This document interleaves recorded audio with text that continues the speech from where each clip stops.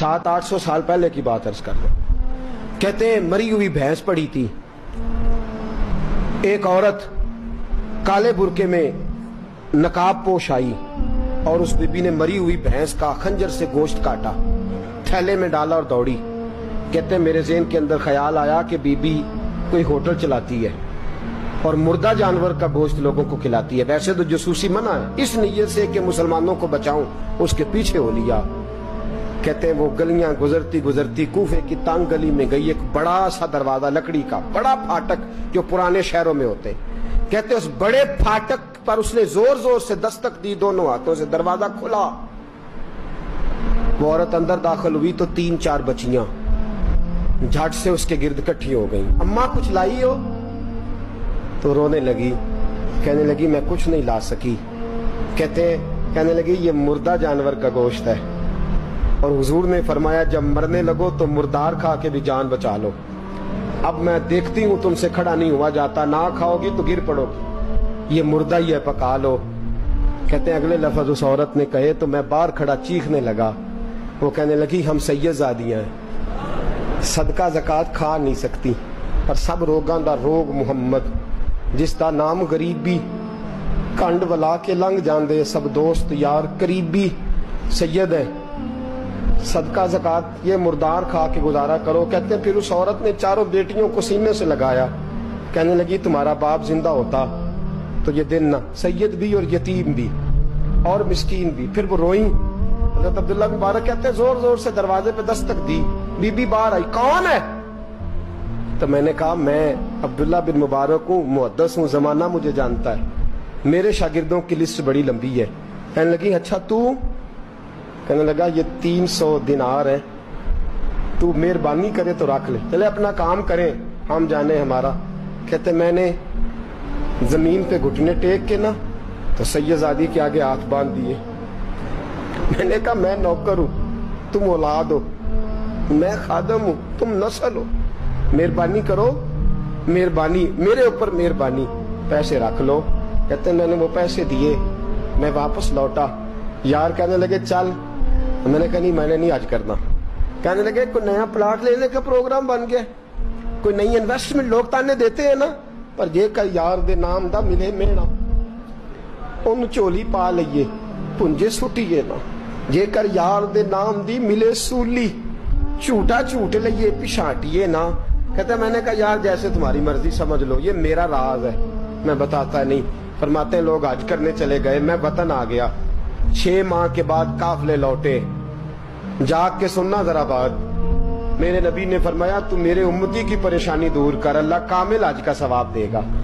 फरमाया मेरे हबीब अलैहिस्सलाम की उम्मती हजरत अब्दुल्ला बिन मुबारक फरमाते मैं आया हज करके, हाजी आए तो मैं बड़ी हसरत के साथ, मैं घर में रोता था, सोचता था आज वो मिना में होंगे, आज वो मुज़दलिफा अरफात में होंगे, आज वो लोग जमरात की रमी कर रहे होंगे। मैं तड़प के सोचता था आज दर रसूल की हाजिरी दे रहे होंगे। कहते मैं रोता था। जब हाजी लौटे 6 माह के बाद तो हाजिरी देने गया, मिलने गया, पहला दरवाजा खोला हाजी साहब ने, मैंने कहा मुबारक हो? कहते मैंने मुबारक दी, जरा सुनिएगा। कहते हैं वो हाजी मुझे डांटने लगे, कहने लगे छोड़ यार, इतना बड़ा आदमी होके तू गलत बात करता है। मैंने कहा क्या हुआ? कहने लगे तूने हमें कहा कि जाना नहीं, और फिर हम मिना में आवाजें देते रहे, तू बात ही नहीं सुनता था। हम आवाजें देते रहे, इन्नल्लाह अला कुल्ल शैइन कदीर, आवाजें देते थे, सुनता नहीं था। कहते मैं हैरान हूं, मैं यार मैं तो क्या नहीं। कहने लगे हम 11 हाजी झूठ बोलते हैं तो अकेला सच बोलता है, सबने देखा है। कहते मैं पलट आया, चौथे दिन फिर एक हाजी को मिलने गया, मुबारक दी। कहने लगा छोड़ किस बात की मुबारक, मैदान अरफात में तो तूने बात भी नहीं सुनी और यहाँ मुबारक है। कहते हैं अरफात में, और मैं तो। कहने लगे चुप कर, गलत बात भी करता है इतना बड़ा मुहद्दिस हो के। कहते हैं जब आखिरी काफले आए, आखिरी दिन तो 8-10 काफले इकट्ठे आए, शाम तक 7 काफिलों से मिला। हर एक मुझे कहने लगा बंदे के पास घोड़ा नया आ जाए, सवारी बड़ी आ जाए तो यारों से तो मिलना चाहिए ना, तू आवाज ही नहीं सुनता था। फरमाते हैं मैं थक गया कि इलाही माजरा क्या है, میں تو یہاں اس شہر کی گلیوں میں پھرتا رہا اور یہ سارے حاجی کیا کیا رہے ہیں. فرماتے ہیں رات کو حضرت ربیع بن اسلم وہ بہت بڑے بزرگ محدث تھے, وہ بھی حج کرنے گئے, دروازے پہ دستک دی, باہر آئے تو جھگڑنے لگے, کہنے لگے تو نے مجھے کس مشکل میں ڈال دیا ہے. میں نے کہا حضور کیا ہوا, کس مشکل میں؟ میں تو مل کہنے لگے چھوڑ یار, عالم تھا تو میں تیری عزت کرتا تھا, تو نے یہ کیا کیا؟ میں نے کہا کیا ہوا؟ کہنے لگے یاد نہیں جب تو روضہ رسول کے سامنے ملا تھا, جب نبی پاک کے مواجہ کے سامنے تو پیسوں والی تھیلی مجھے پکڑا گیا, پکڑ اپنے پیسے. میں تو سنبھالتے سنبھالتے تھک گیا ہوں. کہتے ہیں یوں سینے سے پیسے لگائے, گھر آیا, عشاء پڑی تو سو گیا. میں نے کہا یا اللہ عقدہ کھول دے. رات گہری ہوئی, میرے گھر کی دیواریں چمکنے لگیں, نور پھیلنے لگا, خوشبو پورے شہر کو معطر کرنے لگی. کہتے ہیں میں نے آنکھ جھپکی تو سامنے اللہ کے رسول تشریف فرما, سامنے محبوب تشریف فرما ہے. خواب میری وچ آیا ماہی, میں اودے گل وچ پا لئیاں باواں تے ڈر دی ماری اکھ بھی نہ کھولاں, کتے پھر بچھڑ نہ جاواں.